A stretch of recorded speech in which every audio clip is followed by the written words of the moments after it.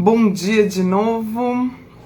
Mais cedo nós falamos, agora há pouco falamos sobre o Evangelho, mas agora vamos dar continuidade à nossa conversa sobre Allan Kardec. Outro dia eu comecei e fiz a parte 1, agora é a parte 2 para a gente finalizar um pouco sobre a história desse grande benfeitor da humanidade que foi Allan Kardec. Como eu contei para vocês, expliquei para vocês na outra live, eu fiz um resumo da biografia de Allan Kardec. Eu fiz um resumo que eu tô lendo e contando para vocês, comentando de uma forma bem descontraída, bem tranquila e breve, a biografia de Allan Kardec, que eu resumi desse livro aqui, o que é Espiritismo, em que existe uma introdução, vamos dizer assim, não tem o nome de introdução, mas um início aqui, antes do livro propriamente dito, tem a biografia de Allan Kardec, escrita por Henry Solce,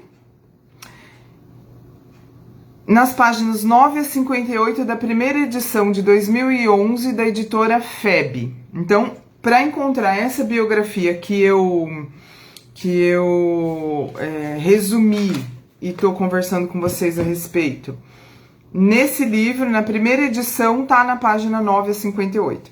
Vou dar uma repassada rápida no que a gente já falou na parte 1, só para contextualizar, e começar a falar com mais calma a partir do momento ali que eu ainda não falei. Então, na live passada nós falamos sobre o nascimento dele, sobre a família dele, sobre os estudos, onde ele estudou, no que ele se formou, quais eram os conhecimentos que ele tinha, sobre casamento, a profissão dele, o que ele fazia, sobre os livros que ele escreveu, como que ele ouviu falar a primeira vez sobre espiritismo, na verdade não existia espiritismo, ele fundou o espiritismo, né?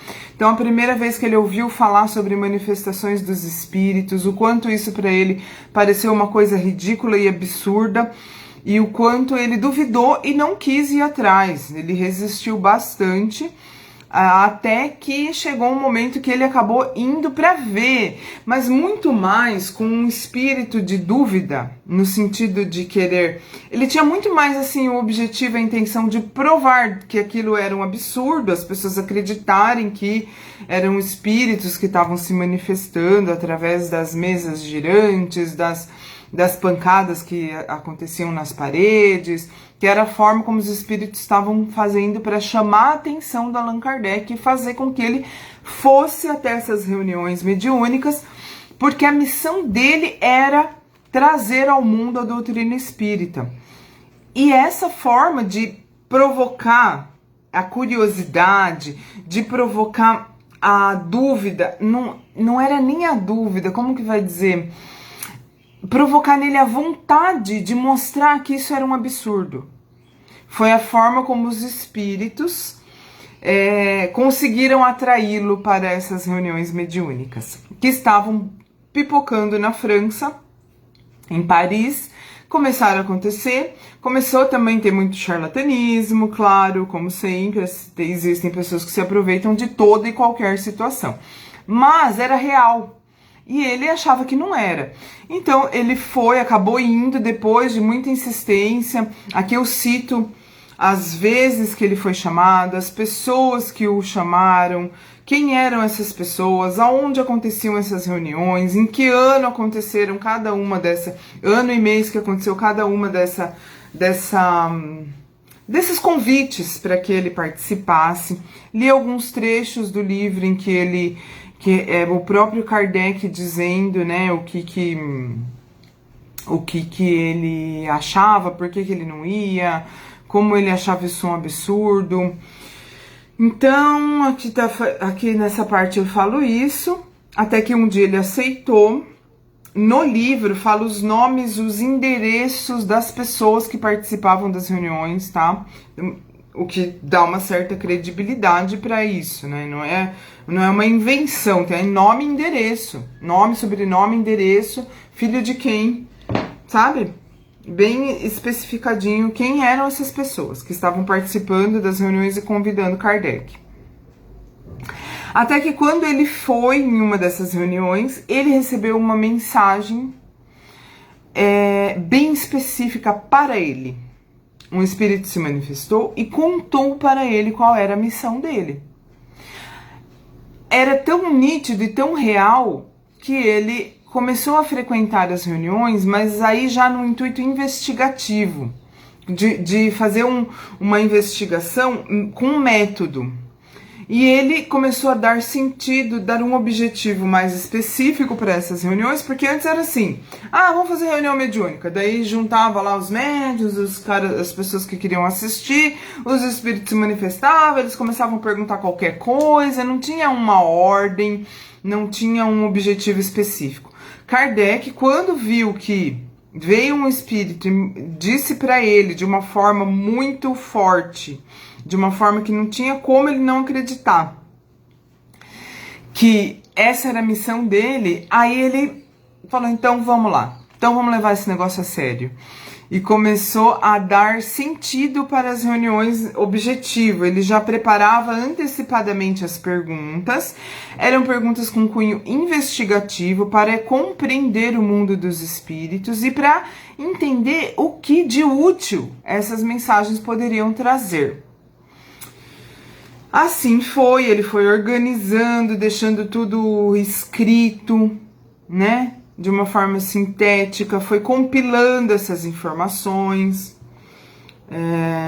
Vamos ver aqui, que mais que eu tenho para falar.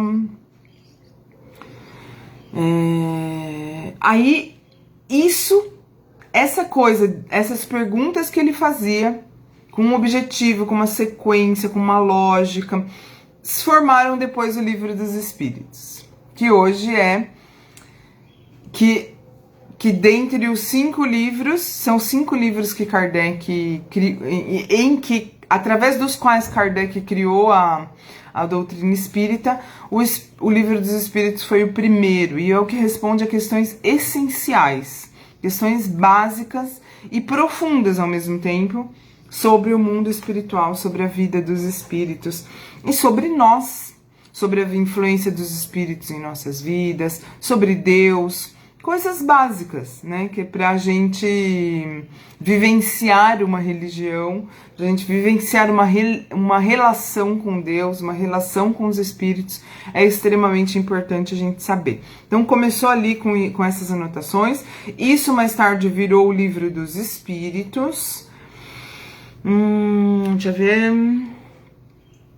O mentor dele se manifestou, explicando para ele que ele ia ter muitas dificuldades no sentido de que ele ia ser desacreditado, que ele ia ser traído, que ele ia ser perseguido, enfim, veio trazer para ele a real, deu a letra para ele, o mentor dele quando se manifestou, dizendo que ele ia ter que ser forte, que ele tinha uma missão importante e que ele ia ser muito perseguido e ele ia ter que ser bastante forte, porque capacidade para fazer o trabalho ele tinha, mas ele ia ter que se esforçar muito e ser muito resiliente. E foi o que aconteceu. Ele, inclusive, ficou doente, ele não tinha mais tempo para descansar, ele descansava pouco, ele tinha muitas tarefas, mas enfim, continuando aqui, vou ler uma parte aqui. Se tivesse apego à aceitação social e reconhecimento dos homens, teria sucumbido. Porque ele não teve isso. Ele teve, logo depois, a gente vai ver aqui, que ele conseguiu fazer a doutrina espírita existir. Ele conseguiu divulgar o espiritismo e ver isso acontecer em várias cidades, acontecerem a criação de centros espíritas sérios, que era a maior preocupação dele. Ele não queria oba-oba, ele não queria que se tornasse, que fosse visto como uma brincadeira, ele não queria que tivesse chance de espíritos zombeteiros ou brincalhões ou enganadores se manifestassem, fossem levados a sério. Então ele era muito rígido e muito organizado. E ele ia pessoalmente visitar esses centros espíritas, que nem se chamavam centros espíritas, chamavam sociedades espíritas, reuniões mediúnicas. Ele ia pessoalmente visitar para ver se estava tudo certo, se não estavam viajando na maionese, porque ele tinha essa missão de fazer uma coisa séria, tá? Então, ele acabou não sendo reconhecido no sentido de que ele foi muito atacado, mas ele acabou vendo o resultado também, encarnado ainda antes de ir embora para o mundo espiritual. Ele viu o espiritismo acontecer. Então, ao mesmo tempo que ele teve esse sofrimento, né, de ser perseguido e tudo, ele também conseguiu ver o resultado do trabalho dele em vida. Então a doutrina se expandiu, Kardec viajava, aqui conta na live 1, na primeira live que eu falo de Allan Kardec, eu conto tudo isso. Ele dava muitos conselhos nas sociedades espíritas que ele visitava de como não se deixar enganar, de como não tornar misticismo, como não fazer, deixar com que virasse misticismo, crença infundada. Ele queria que o negócio fosse sério. E é por isso que não faz o menor sentido quando as pessoas dizem que ele era um alucinado, no sentido um entusiasta. Não, ele era científico. Tudo começou com ele querendo provar que era mentira. Então, e ele tinha método científico. Inclusive, uma coisa muito importante, não é assim, apareceu aí um médium, falou uns negócios, falou que estava ouvindo uma mensagem de um espírito, a gente acreditou. Não. Para que a mensagem fosse levada a sério, ela tinha que acontecer a mesma mensagem em lugares diferentes, dias diferentes, através de médiuns diferentes. Aí elas eram confrontadas, essas mensagens, e além disso, existia uma verificação racional para verificar se aquilo fazia sentido diante de todas as outras mensagens que já haviam sido recebidas. Então não tem nada de aleatório, não tem nada de acreditar em coisas sem sentido, tem sim de ciência. Tá? O espiritismo, ele é religião, filosofia e ciência. E olha, eu posso dizer que não tem como falar que é a parte mais importante, mas, assim, opinião pessoal minha, essa parte científica do espiritismo é o que diferencia. É o que diferencia no sentido de não deixar que seja uma coisa mística, porque não é. Não tem nada de místico. É coisa racional. Não tem como você ser espírita se você não tiver uma fé raciocinada. Acreditar, ter fé é acreditar no que a gente não vê. Mas não só porque alguém disse, e sim porque faz sentido. Para saber se faz sentido, tem que raciocinar, tem que parar para pensar, tem que analisar, tem que comparar, tem que ver se aquilo tem alguma lógica. E aí sim acreditar, aí sim ter fé. Só assim. Então, é muito forte isso no espiritismo, não, fé raciocinada, tá? Aí ele dava conselhos. Tem aqui, eu li os trechos, né, que estão aqui no livro, de trechos de falas de Allan Kardec para as sociedades espíritas, para que não se deixassem enganar. Então eu vou ler aqui a última frasezinha que eu li na live passada e vou dar continuidade a partir daí. Então, aqui, vamos ler aqui. Dentre os conselhos que dava aos centros espíritas da época, que cresciam em qualidade e número, aqui citaremos algumas das muitas frases de Kardec, que serviam de conselho e guia para os espíritas da época e servem ainda hoje para nós, para não nos deixarmos enganar, gente, porque ainda hoje existe máscara de espiritismo e por trás nada de sério, nada de confiável. Tá cheio por aí. Então, como que a gente deve fazer para não se deixar enganar e para ter certeza que estamos acreditando em algo que é real e que vale a pena, tá? E que tem mesmo uma mensagem divina por trás. O que Kardec disse? Os espíritos enganadores tudo podem imitar, tudo, exceto o verdadeiro saber e o verdadeiro sentimento. Então não é, e além de existirem falsos médiuns, pessoas que fingem que estão recebendo espíritos e tal, existem os médiuns verdadeiros que realmente recebem mensagens dos espíritos, mas que espíritos são esses? Do mesmo jeito que existem pessoas boas, pessoas verdadeiras, pessoas que falam a verdade, que trabalham com justiça e honestidade, também existem pessoas que são injustas, mentirosas, não tem? Então, os espíritos é a mesma coisa. Então, não é porque um espírito manifestou, o médium falou que a gente tem que acreditar. Não. A gente pode até acreditar na mediunidade, aquilo servir para um estudo da mediunidade. Para você observar e falar, olha, a mediunidade existe, é assim que funciona. Agora, para você acreditar na mensagem, tem que ter uma investigação maior aí nesse negócio, entendeu? Não é qualquer coisa que a gente deve acreditar. E essa era a maior preocupação de Kardec. Uma outra frase aqui dele como conselho para as sociedades espíritas para não se deixarem enganar. Para escapar à cilada, é preciso, antes de tudo, fugir ao entusiasmo que cega. Não é para ficar empolgado. Uau, o espírito falou isso. Não tem que ter empolgação. Tem que ter equilíbrio emocional, frieza, para entender e para acatar, aceitar como verdadeiras as mensagens. Então, para escapar à cilada, é preciso, antes de tudo, fugir ao entusiasmo que cega, ao orgulho que leva certos médiums a acreditarem-se os únicos intérpretes da verdade. Então, ele já falou duas coisas aqui: equilíbrio emocional e humildade. Do médium, no caso. Não achar que, tô recebendo o espírito aqui, nossa, como eu sou top, né?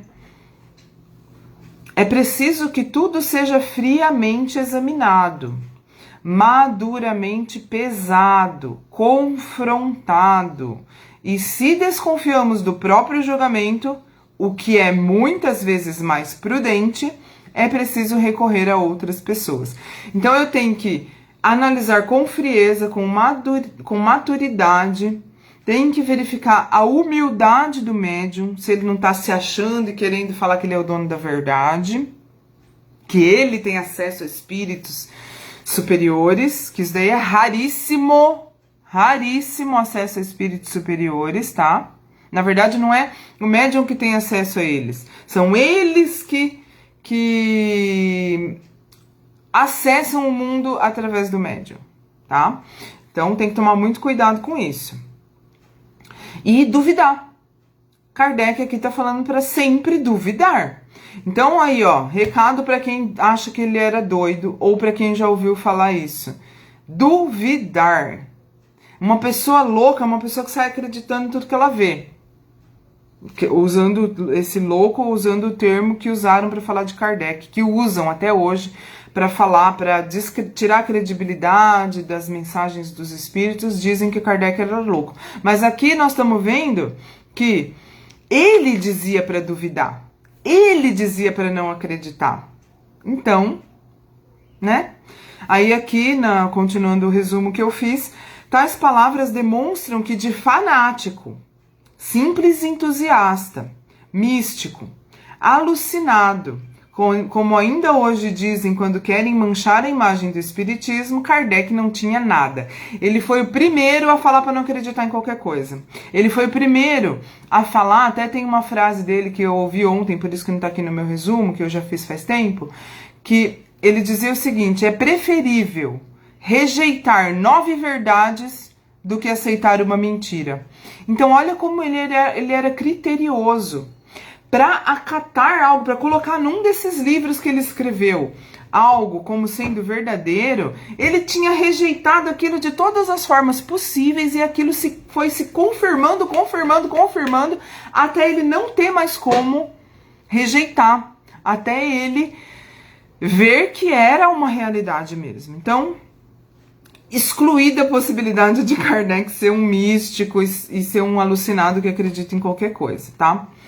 Então, continuando aqui, agora sim a parte que eu ainda não tinha falado na primeira live. Continuando. Em janeiro de 1861 surge o Livro dos Médiuns. Ele já tinha feito o Livro dos Espíritos, e aí em janeiro de 1861 surge o Livro dos Médiuns. Razão de ser exposta por Kardec no livro na página 37. Qual a razão de ser do Livro dos Médiuns? Por que que ele fez o Livro dos Médiuns? Eu vou ler aqui o trecho desse livro, na página 37, que diz que o próprio Kardec disse o motivo da existência desse livro. Procuramos neste trabalho, fruto de longa experiência e de laboriosos estudos, esclarecer todas as questões que se prendem à prática das manifestações. Ou seja, espírito manifestou, vamos esclarecer então as questões que estão relacionadas a essa manifestação? Como que a gente acredita ou não? Como que deve ser essa conversa com os espíritos? Quais são os critérios que devem ser utilizados? Quais são os métodos a serem utilizados? Não é brincadeira. Não é uma coisa que pode ser feita em qualquer lugar. Não é uma coisa que pode ser feita por qualquer pessoa. Tem que ter um critério, um cuidado, tá? Assim, a recomendação é que não acredite. Não acredite. Se for na casa de alguém, ou até assim, você vê que é real, você pode até perceber que é real, que a pessoa tá falando coisas que ela fala que recebe do espírito, aquela mensagem, e você vê que, pô, se não fosse um espírito, ela realmente não teria como saber isso, sobre a minha vida, ou sobre algum acontecimento. Tudo bem. Você pode até acreditar que é mesmo mediunidade, que é mesmo um espírito que está ali. Só que o espírito que tem um objetivo sério, que tem uma mensagem elevada para transmitir, é muito difícil ele se manifestar em qualquer lugar.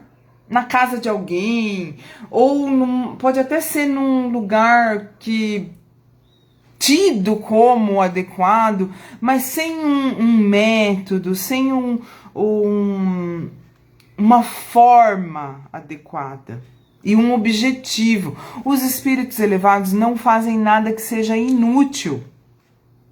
Por exemplo, tem gente que fala, eu era Cleópatra. Muita gente fala isso, né? Nossa, gente, deve ter tido já umas 1000 Cleópatra, porque é o que a gente ouve de gente falar que, eu fui lá, daí o médium falou que eu era Cleópatra.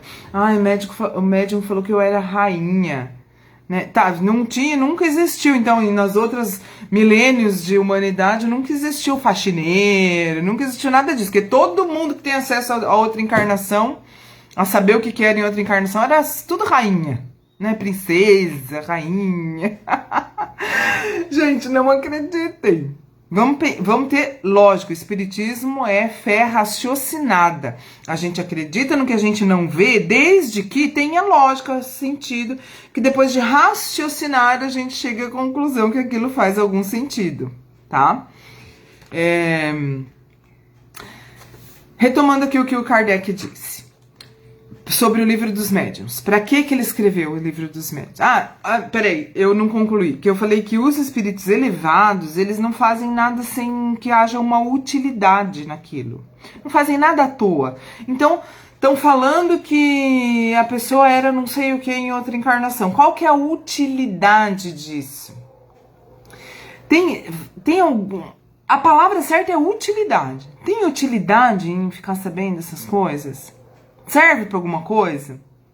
Ah, não, é só por curiosidade. Então não acredite, porque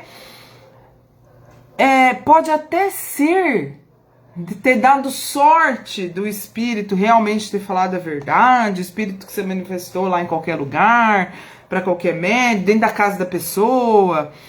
Pode até ser que seja real. Mas que utilidade tem nisso? Se não tem utilidade, você pode saber que não foi um espírito elevado que falou, que se manifestou. Espírito elevado tem mais o que fazer do que ficar vendo a encarnação, tua encarnação, o que era em outra vida, o que você era em outra encarnação, o que eu era em outra encarnação. Que utilidade que tem isso? O espírito elevado tem trabalho, gente. Tem muita coisa para ele fazer. É o que nós chamamos de anjos. Eles vão ficar aqui se manifestando em qualquer médio, qualquer lugar, para falar qualquer coisa. Então, tá, daí... Ah, mas e se não foi um espírito elevado? Se não foi um espírito elevado, você está correndo o risco de se envolver numa situação que não vai te fazer bem. Né? Às vezes não é nem por mal, mas não vai fazer bem. Eu digo, não é nem por mal que o espírito vai te prejudicar propositalmente. Apesar de que existe também. Mas vamos supor que não seja, que você queira acreditar que não é. Qual que é a utilidade disso? Nós temos que cuidar para não ficar fazendo coisa inútil, para não ficar perdendo tempo com manifestação inútil, tá? Procuramos neste trabalho, Livro dos Médiuns, fruto de longa experiência e de laboriosos estudos, esclarecer todas as questões que se prendem à prática das manifestações. Ele contém, de acordo com os espíritos, a explicação teórica dos diversos fenômenos, então, mediunidade de psicografia, de vidência, vários tipos de mediunidade, tudo explicado, qual que é o processo que acontece para que o espírito se manifeste, como, o que é essa mediunidade, como que acontece, por que ela existe, como que ela acontece no corpo, no perispírito, que perispírito também é explicado lá. Não dá pra gente falar tudo numa mesma live, até porque eu também não sei tudo, né, gente? Nós estamos estudando juntos. Mas todo esse processo da mediunidade, como que o espírito se liga ao médium, como que ele transmite essa mensagem, questão científica mesmo, tá tudo no Livro dos Médiuns. Ele contém, de acordo com os espíritos, a explicação teórica dos diversos fenômenos e condições em que eles se podem produzir. Mas a parte concernente ao desenvolvimento e ao exercício da mediunidade foi, sobretudo, de nossa parte, objeto de atenção toda especial. Então, quem deve exercer a mediunidade? Por que deve exercer a mediunidade? Deve exercer a mediunidade? Quando se deve? Por que se deve? Né? Tá tudo no Livro dos Médiuns, que foi, então, surgiu em 1861. Esse livro é o manual mais seguro e completo de mediunidade que já existiu. Quer saber de mediunidade? Lê o Livro dos Médiuns. Depois de ler, entender, estudar e compreender o Livro dos Médiuns, busque outras coisas. O que é seguro é o Livro dos Médiuns, tá? O Espiritismo continua crescendo em número e Kardec continua manifestando sua alegria em ver que, apesar da quantidade, a qualidade continua existindo. Então ele se preocupava muito, ele tinha medo de o Espiritismo começar a crescer em quantidade e perder o controle, perder a questão da seriedade, que ele se preocupava muito. Então a qualidade continuar existindo alegrava muito Kardec.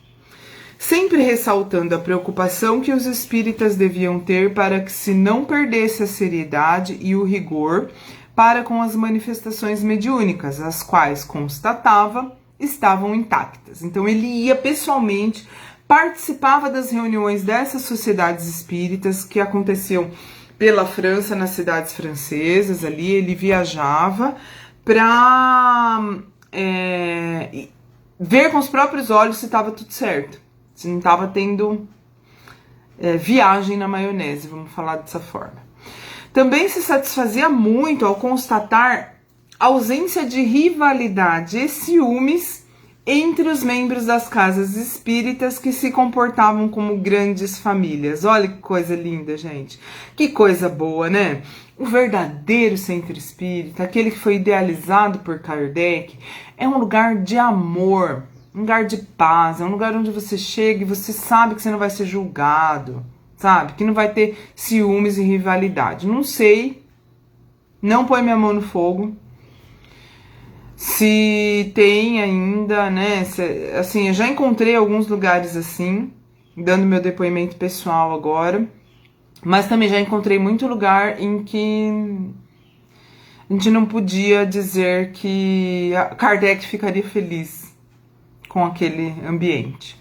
Porque onde tem ser humano, tem rivalidade, tem ciúmes, e raros conseguem se comportar como grandes famílias, né, espíritas dentro do espiritismo. Assim como em todas as outras religiões também existem. Onde existe ser humano, existe isso, né, gente? Então, é um pouco triste, mas restam centros e casas espíritas em que a verdadeira fraternidade existe. Kardec, ao retornar de uma de suas viagens, exaltava com alegria as transformações morais que presenciava. Falando sobre... Olha aqui, então ele exaltava e falava, o que importava mais de tudo não era manifestação de espírito, não era nada disso. O que mais importava de tudo, que é o que realmente faz diferença em qualquer religião, é a transformação moral que acontece na vida das pessoas que estão naquele ambiente, que vivenciam, não é estar no ambiente, é vivenciar a religião. Então, o que ele exaltava com alegria? As transformações morais que presenciava e falava sobre hábitos viciosos reformados, paixões acalmadas, ódios apaziguados, lares tornados tranquilos, enfim, as mais legítimas virtudes cristãs desenvolvidas. Porque foi isso que Jesus veio ensinar, né, gente? Jesus não veio ensinar nada além de paz, amor, virtude. Tudo em razão do Espiritismo lhes mostrar um futuro que não conheciam. Então, quando a pessoa toma contato com a imortalidade da alma, que é o que nós estamos dizendo todos os dias no Evangelho, no estudo do Evangelho que eu faço de manhãzinha aqui no Face, a imortalidade da alma, saber a respeito, entender que existe isso, que a alma não morre, muda tudo. Muda a nossa visão da vida e muda o nosso comportamento, muda a nossa disposição para nos transformar, para a nossa evolução moral. Então, tudo em razão de o Espiritismo lhe mostrar um futuro que não conheciam, lhes reconfortar contra as adversidades e pela fé que agora não mais se exigia cegueira e vulgaridade, mas podia ser raciocinada e gerar verdadeira e profunda convicção. Quando a gente raciocina para ter fé e não nos é exigido cegueira para ter fé, que às vezes já aconteceu comigo e com muita gente que eu conheço, ao questionarmos algo, mas por que isso? Mas quem que é Deus? Quem criou Deus? Por que Adão e Eva... Como que Adão e Eva formaram o mundo se eles eram só em dois? Qualquer coisa, qualquer pergunta que uma criança faça é tido como algo que não deve ser perguntado. Não sempre, mas muitas vezes. Tido como algo que não deve ser perguntado e simplesmente você deve parar de questionar, parar de raciocinar e simplesmente ter fé e acreditar. Sem crítica. Para algumas pessoas tá bom dessa forma, tá bom assim, tudo bem, todas as religiões são importantes. Mas no Espiritismo não é assim.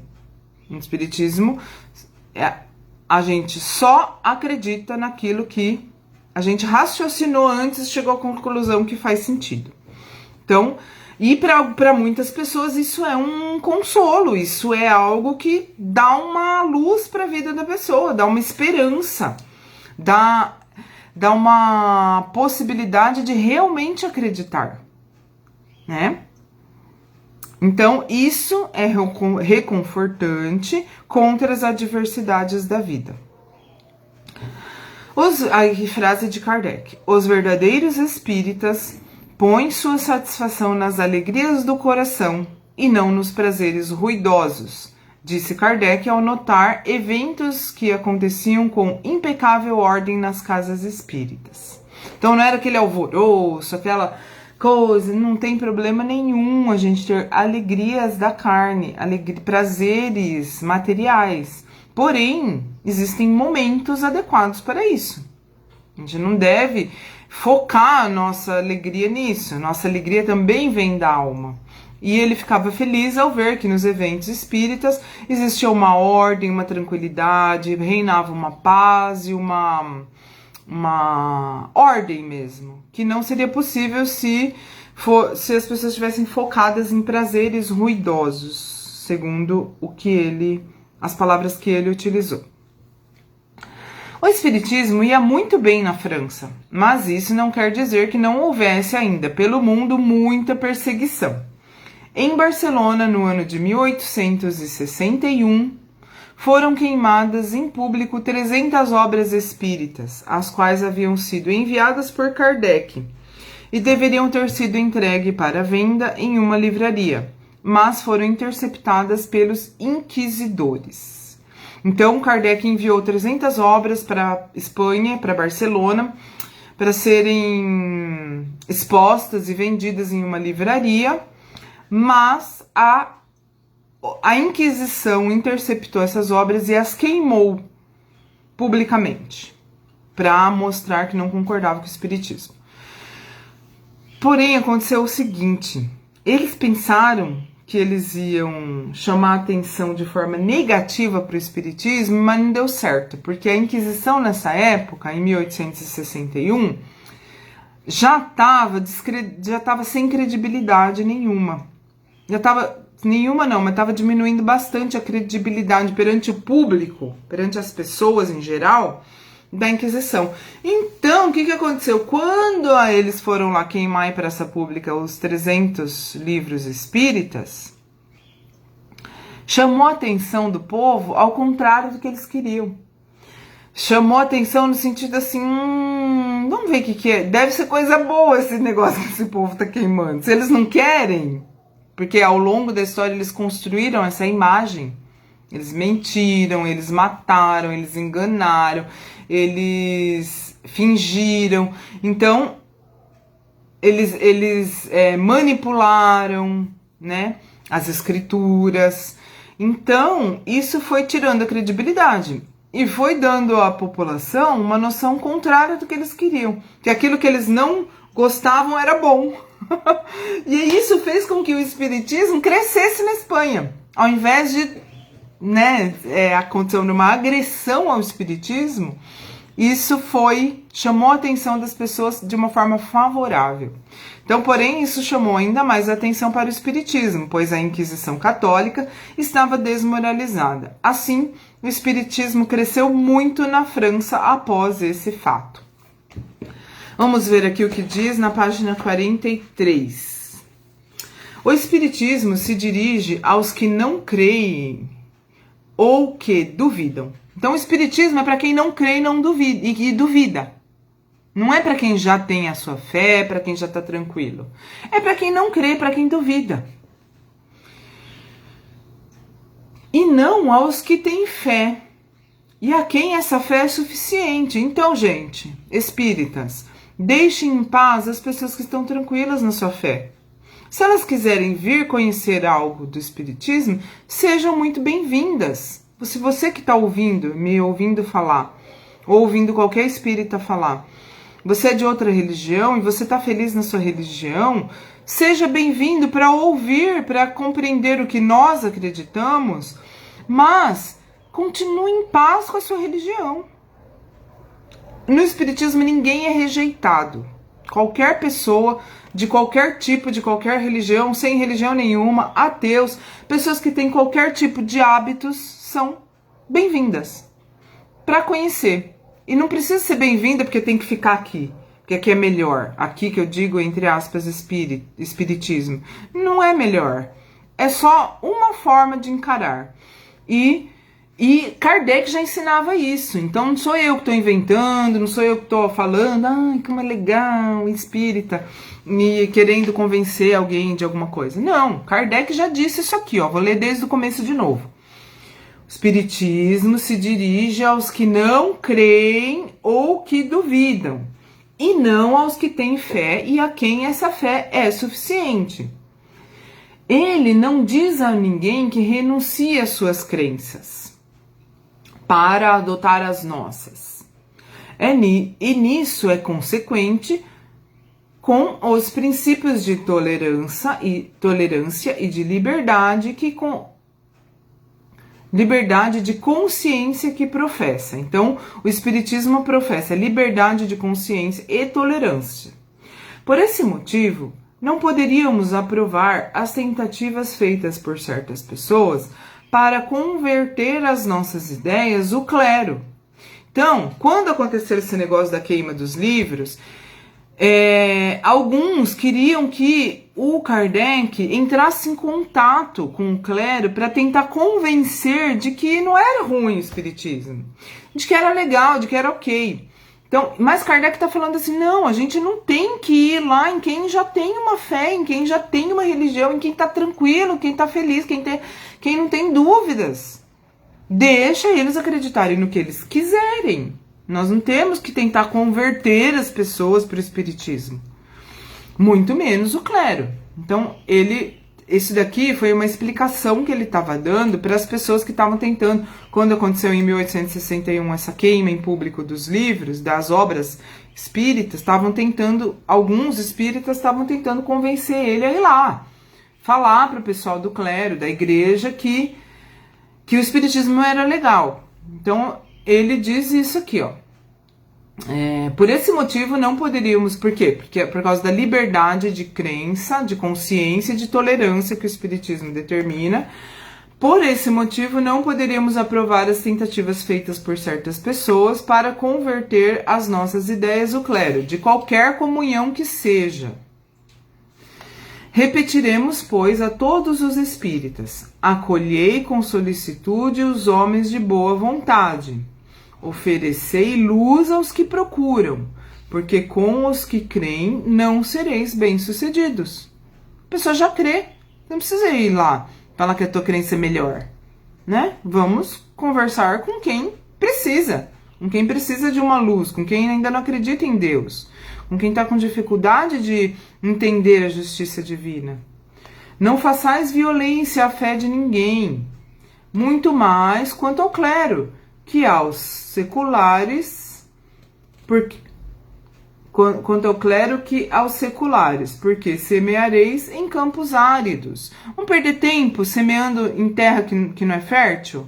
Vamos plantar em terra fértil. Conversar com quem quer saber, com quem não tem fé. Ou quem tem alguma fé, mas está querendo conhecer melhor o espiritismo. A pessoa quer. A luz em evidência... peraí.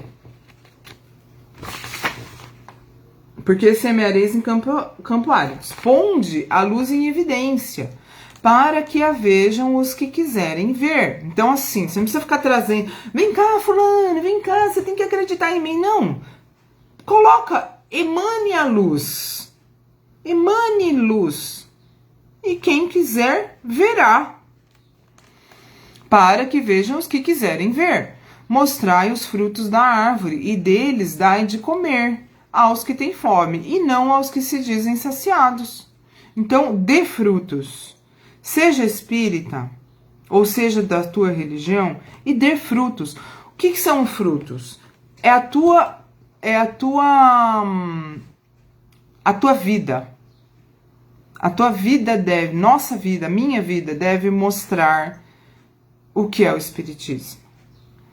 E esses frutos serão úteis para aqueles que tiverem fome. Ou seja, vão ver a minha vida vai servir, se dentro daquilo que eu conseguir me transformar, que eu conseguir mostrar de bom, vai ser um chamariz para quem tiver com vontade de realizar as mesmas transformações. Simples assim. Então, eu entendo, eu acredito e eu pratico e eu dou frutos. Aí alguém vai ver os frutos e vai se aproximar, né? Às vezes tem muita gente que não entende, muito menos pratica e já quer ensinar aos outros. Não é assim que funciona. Não tem autoridade moral quem age assim. E não vai conseguir convencer ninguém. Só se houver interesses diversos. Esses conselhos, como todos os de Allan Kardec, são claros, simples e, sobretudo, práticos. Cumpre que deles nos recordemos e os aproveitemos oportunamente. Continuando aqui então. Kardec continuou sendo testemunha encarnada do avanço da doutrina de forma rápida, séria e organizada. E se sentia muito satisfeito com isso, dizendo ser o remédio para toda a sua fadiga e sofrimento. Então ele sofria, ele ficava cansado. Não foi fácil, gente, foi difícil a vida de Kardec. Para colocar em prática tudo isso, para fazer o espiritismo existir, ele sofreu pra caramba. Só que ele dizia que o remédio para esse sofrimento, essa fadiga, era ver a doutrina espírita crescendo de forma séria. Ele compreendia perfeitamente as agressões que o espiritismo sofria, e ele, pessoalmente, também. Dizia que tudo o que é bom e vai contra o grande número de egoístas que habitam o planeta sofre ataque. Então, para ele já era normal, era tranquilo. É até dependendo de quem odeia alguém ou alguma coisa, é uma comprovação de que é bom, né? Às vezes a gente vê mais o que é bom por quem ataca. Aí mais um trechinho aqui na página 48. Reconhecei, pois, o verdadeiro espírita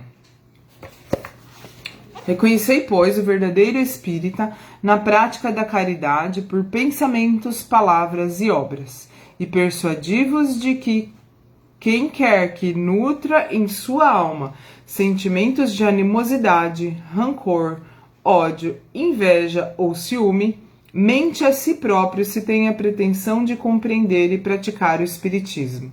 Então, o que ele está dizendo aqui é que no espiritismo não cabe animosidade, rancor, ódio, inveja e ciúmes. O espírita verdadeiro é caridoso em pensamentos, palavras e obras, tá? Houveram boatos de que as viagens de Kardec em trabalho para a divulgação do espiritismo eram pagas pela Sociedade Parisiense de Estudos Espíritas, mas ele rebateu publicamente e revelou que pagava tudo com seus recursos pessoais. Então, como a gente viu na live anterior, antes dele começar a estudar, a investigar o espiritismo, muito antes dele fazer surgir qualquer livro espírita, ele já tinha uma situação profissional, financeira bem tranquila. Ele já tinha conquistado isso pelo trabalho dele anterior ao espiritismo, que não tinha nada a ver com o espiritismo. Tanto que o nome dele é Rivaio. E ele adotou o nome de Allan Kardec quando ele começou a escrever obras espíritas para separar totalmente a obra dele anterior, porque ele já tinha escrito livros científicos anterior, nada a ver com o espiritismo, e aí ele começou a escrever os livros espíritas e adotou esse apelido de Allan Kardec, que inclusive era o nome dele em outra encarnação, numa encarnação anterior. Então ele deixou bem claro que, além de todo esse sacrifício da vida pessoal, da vida profissional, ele ainda fazia sacrifício financeiro, porque ele não... as viagens dele em prol do espiritismo eram pagas por ele mesmo, pelo dinheiro dele, não tinha nada de dinheiro da sociedade espírita. Mas é assim mesmo, né, gente? Quando alguém revela, fala, se manifesta com a verdade, com a justiça, com a pureza, com a bondade, existe muito ataque mesmo, tá? É o que eu falei agora há pouco. Às vezes a gente, quanto mais atacada é uma pessoa, como disse aqui Allan Kardec, a enorme quantidade de egoístas que existem no mundo. Se alguém está sendo atacado, vale a pena parar para observar se talvez aquela pessoa não tenha razão. Porque se a maioria tiver... A maioria ruidosa, né, que fala, a maioria dos que falam tiver muito empenhada em manchar a imagem de alguém, em desacreditar alguém, vale a pena dar uma olhada para ver se esse alguém não tem razão no que está dizendo. Porque desde Kardec, Jesus, inúmeros outros que vieram trazer verdades foram massacrados, né? Então inventam coisas, e quando não tem mais como inventar coisas sobre a credibilidade da pessoa, sei lá, inventam coisas de toda a ordem. No caso de Kardec falaram de tudo, inclusive que ele angariava fundos, né, dos espíritas para pagar as viagens dele. Coisa que nem seria tão errado assim, já que ele viajava para divulgar o espiritismo, mas não era isso. E inclusive os grandes, né, de hoje, os grandes oradores espíritas que fazem inúmeras viagens, eles também não usam recursos espíritas para isso. Enfim, não vamos entrar nesses detalhes agora. Pode até ser que tenha alguma coisa aí, não estudei para poder falar. Tô falando mais que veio na minha mente agora, então talvez não seja o caso de bater o martelo em relação a isso. Em 1864, ele escreveu o Evangelho segundo o Espiritismo, que é a explicação das máximas morais do Cristo.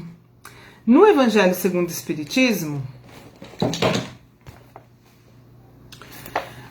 a gente encontra aqui nesse livro explicações das máximas morais do Cristo. Quando a gente lê a Bíblia, a gente vê que tem muitos fatos históricos, né? Fatos de acontecimentos, explica o que aconteceu, como que Jesus se portou, onde que ele foi jantar, por onde ele estava caminhando, enfim. Tem a história muito bonita, vista contada, né, segundo a visão de cada um dos que escreveram evangelhos, é muito legal. Mas o que Kardec trouxe no Evangelho segundo o Espiritismo foram as falas que envolvem questões morais do Cristo. Então pegou da Bíblia aquilo que era uma questão moral, que podia trazer um ensinamento moral, e explicou à luz da doutrina espírita. Então, explicou à luz do espiritismo, na interpretação espírita, tá?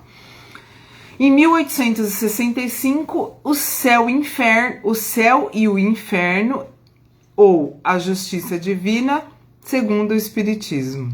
É o livro O Céu e o Inferno, foi lançado, que demonstra as diversas situações dos espíritos no mundo espiritual e na Terra e as razões que motivam essa situação. Então, o que é o livro Céu e Inferno? Quais são as situações dos espíritos na Terra e na erraticidade, ou no mundo espiritual? O que acontece com a pessoa depois que ela morre? Para onde que vai? É diferente uma pessoa da outra? É de acordo ao que ela fez na Terra? É o quê? Como que é isso? Está explicado no livro Céu e Inferno, que foi lançado em 1865. Kardec trabalhava incessantemente todos os dias, desde as 4:30 da manhã até a noite. Era imparável. Respondia a todas as inúmeras correspondências que recebia. a todos os ataques que eram direcionados à sua pessoa ou ao espiritismo. Então ele respondia tudo. Se alguém escrevia para ele inúmeras cartas que ele recebia, ele respondia todas. Ataques que aconteciam nos jornais ou em qualquer situação, ele respondia. Ele era muito preocupado com a credibilidade do espiritismo. Era a missão dele, né? Realizava todo o trabalho de direção da Revista Espírita e da Sociedade Parisiense de Estudos Espíritas. Trabalhava na organização do espiritismo e na elaboração das obras. Esse excesso de dedicação minou-lhe as forças físicas e por muitas vezes os espíritos o obrigaram a parar para descansar e poupar sua saúde. Então ele foi perdendo força, a saúde foi ficando debilitada, porque ele era imparável. Ele não, desde quando aquele espírito mostrou para ele a missão dele e ele enxergou isso, ele não parou mais. Ele falou, eu tenho que fazer esse negócio acontecer. E aí os espíritos falavam, agora chega, você tem que descansar um pouco. Aí em 1868 ele publicou a Gênese, os milagres e as predições segundo o Espiritismo. Então é o livro que explica como que se formou o universo, qual que é a gênese, né, o nascimento de tudo, explica os milagres e as predições, né, segundo o Espiritismo. É o ponto de vista científico de todo o conteúdo publicado nas 4 obras anteriores. Então, foram publicados antes Livro dos Espíritos, Livro dos Médios, Céu e Inferno, Evangelho segundo o Espiritismo, e a Gênese vem explicar de forma científica tudo que está dizendo nos outros livros. Interessantíssimo isso, né? Continuou dedicando-se e se preocupava em encontrar um sucessor. Desencarnou em 1869, doente do coração. Kardec era bem-humorado e expansivo, nada introspectivo, como se pode pensar de um homem com tal conhecimento e tais feitos. E aí, gente, nessa obra aqui que eu consultei, que fala sobre, no início dela, antes, na verdade, da obra de Allan Kardec, tem a biografia dele, escrita por Henri Sauce, como eu já disse no começo, não fala muito sobre a esposa, só cita o nome dela. Mas como eu sei que ela foi extremamente importante, eu fui buscar em outra fonte, daí agora o que eu vou falar agora não está mais nesse livro, eu fui buscar em outra fonte, porque eu achei importante falar dela, já que ela foi essencial para que Kardec conseguisse fazer tudo que ele fez. Então, vou ler aqui o que eu encontrei sobre ela.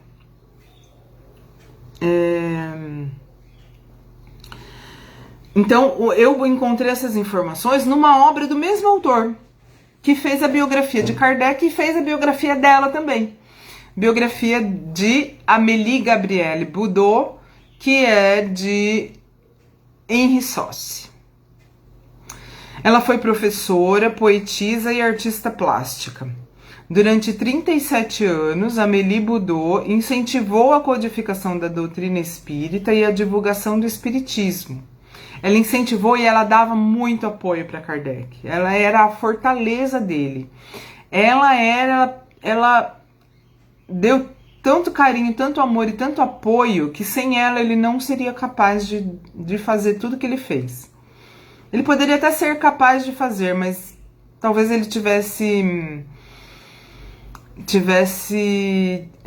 sucumbido nas vezes em que ele ficou muito cansado, foi muito atacado.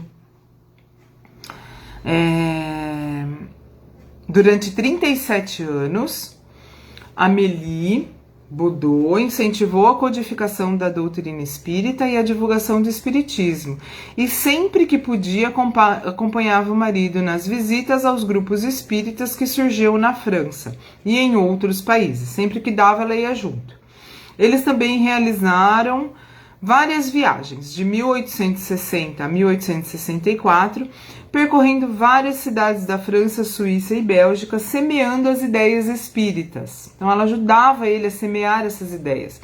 Eles fizeram um trabalho durante 4 anos de ficar viajando para semear, fazer nascer, né, plantar a semente do espiritismo na França, Suíça e Bélgica. Ela o ajudava a responder as correspondências, então ela também punha a mão na massa, porque era muita coisa, então ela ajudava ele a responder aquelas inúmeras correspondências que ele recebia. Com a morte do marido, Amélie deu continuidade ao seu trabalho, fundando a Sociedade para a continuação das obras espíritas de Allan Kardec, e assumiu todas as responsabilidades relacionadas às atividades do espiritismo na França e no mundo. Então ela assumiu tudo. Quando Kardec desencarnou, ela foi lá e falou, não, eu vou pegar esse negócio, então eu vou fazer. Ela era a pessoa mais próxima dele, ela era a pessoa que sabia os objetivos, o método de trabalho, tudo dele ela sabia. Então ela deu continuidade, foi lá e assumiu, fundou essa sociedade para a continuação da obra de Allan Kardec e assumiu todas as responsabilidades que ele tinha na França e no mundo. Apesar da idade avançada, geriu os recursos, as propriedades e as obras, incumbindo-se pessoalmente da edição da Revista Espírita e outras publicações espíritas. Ela concretizou o plano de Kardec de fundar a Sociedade Anônima do Espiritismo. Ele tinha esse plano, mas faleceu antes. Ela concretizou o plano dele. Olha que coisa linda, né? Dando continuidade àquilo que ele queria fazer depois que ele faleceu. Cujo nome não agradou a ninguém, inclusive ela mesma, esse nome, Sociedade Anônima do Espiritismo. E que depois passou a se chamar, a partir de 18 de outubro de 73, Sociedade para a Continuação das Obras Espíritas de Allan Kardec. Então é isso, pessoal, com muita gratidão no meu coração a Kardec, a Amélie e a todos os espíritas originais, né, que originaram a doutrina espírita. Com muita gratidão a gente finaliza essa conversa,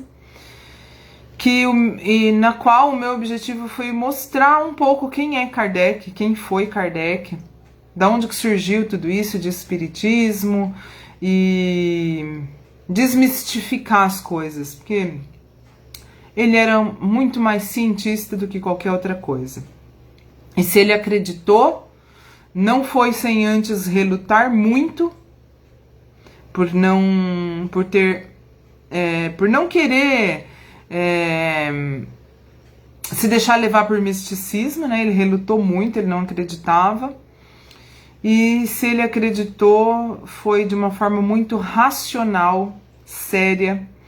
E ele é o responsável por hoje nós termos acesso aos ensinamentos dos espíritos, que tanto nos ajudam, que tanto nos reconfortam, que tanto dão sentido para as nossas existências. Então, eu sou fã, sou grata, eu me emociono ao falar e ao pensar em Allan Kardec. Então, e essa mulher maravilhosa que o ajudou demais, né? Então é isso, pessoal. Espero que tenha sido de algum valor isso para vocês. Se vocês souberem de alguém que tem interesse ou que procura manchar a imagem de Allan Kardec, pode compartilhar, tá bom? Um grande beijo para vocês e a gente se fala amanhã no nosso estudo do Evangelho segundo o Espiritismo. Tchau, tchau!